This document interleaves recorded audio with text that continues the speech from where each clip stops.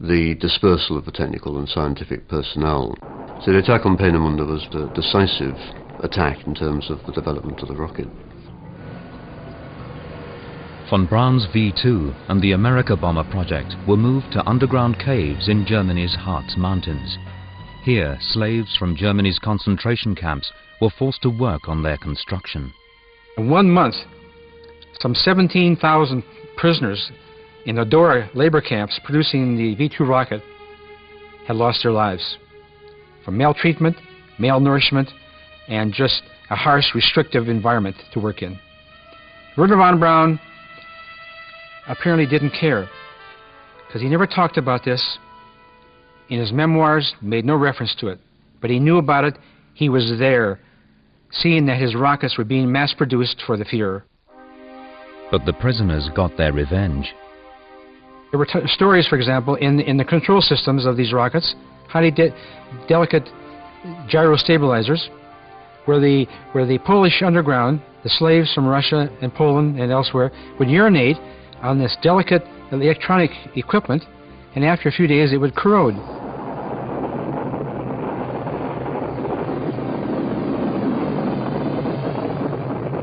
So the rockets, if they were shot off a week later after being mass-produced, they would go out of control and crash. It's estimated maybe a third of the rockets sent against England ever made it there.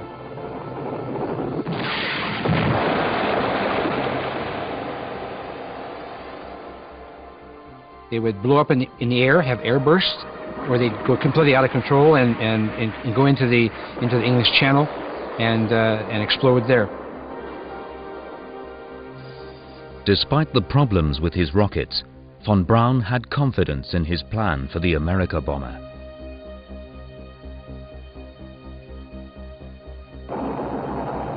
By late 1944, he had added wings to the V-2, and in December had test-flown his prototype America bomber, the A-4B.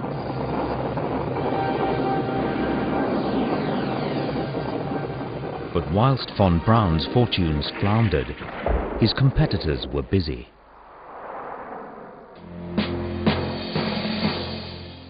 North of Hanover, in the dense pine forests, Eugen Zenger worked day and night on his rocket. Cloaked in secrecy, even high-ranking German officials didn't know the exact details of his mission, or for that matter, the fact that the research project even existed. Zenger's secret facility still stands today. Eugen Zenger's son, Hartmut, visits the buildings where his father worked on the America Bomber project. He remembers his father as a man with one ambition in life, one that had nothing to do with bombing New York. My father was a man who was never at home. He and my mother, for they have been both researchers. His dreams has been to travel to far space. He wanted to develop the technology to realize this, to go to orbit, and from orbit to go with the relativistic effect of Einstein to the next stars. This was a model my father designed in 1938. It was the first hypersonic model. Hypersonic means it was for speeds about Mach 5, about more than 6,000 kilometers an hour. Also hidden away in a secret facility, the Horten brothers' Delta Wing America bomber was beginning to take shape. Set back by failures to their H-09 fighter version of the craft, work on the larger model had been slow to begin. In workshops in Göttingen, the brothers had refined their design, incorporating twin stabilizers to the aircraft, and at Mühldorf, a new hangar was being built to house the jet. Like von Braun's project, the Hortens' hangar at Mühldorf was being built using prisoners from concentration camps. As the hangar began to take shape, the Hortens' Delta Wing America bomber looked set to become the first in Hitler's race to hit New York.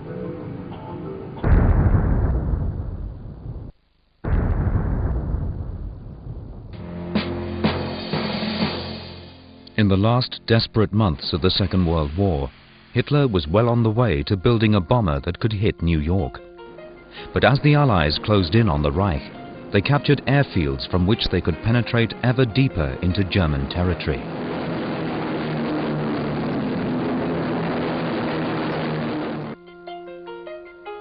The hangar and camps at Mühldorf in southeast Germany, where the Horten brothers were building their Delta Wing America bomber, now became a target.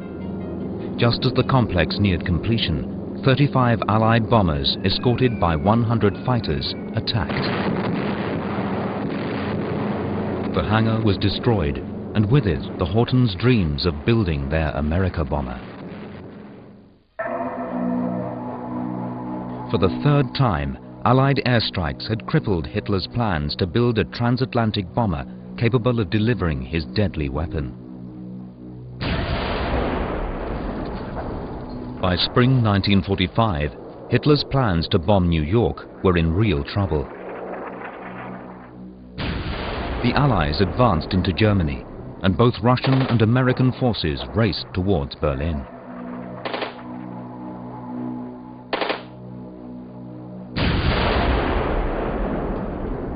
Sensing defeat, the three principal contestants charged with building Hitler's America bombers now became more concerned with saving themselves. Werner von Braun evacuated Peenemünde in April of 1945. The Russians were approaching. There were fear that they would overrun Peenemünde. Von Braun and his group of rocketeers fled to a location just outside Munich.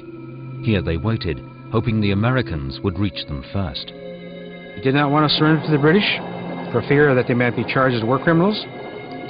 They certainly didn't want to be captured by the Russians. So they said, we'll wait for the Americans to arrive. The Americans came, and they voluntarily surrendered. Following Hitler's suicide on April the 30th, 1945, Germany's will to fight crumbled. As Nazi diehards fought bitter battles with Russian soldiers in the streets of Berlin, all thoughts of attacking New York vanished.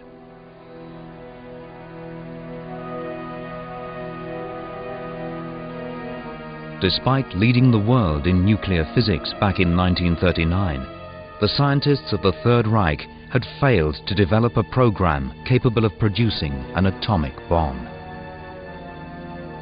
At the end of the war, the Germans had got some of the way there in terms of understanding the technology and the kind of things they would have to do, but they had not developed a lot of these processes.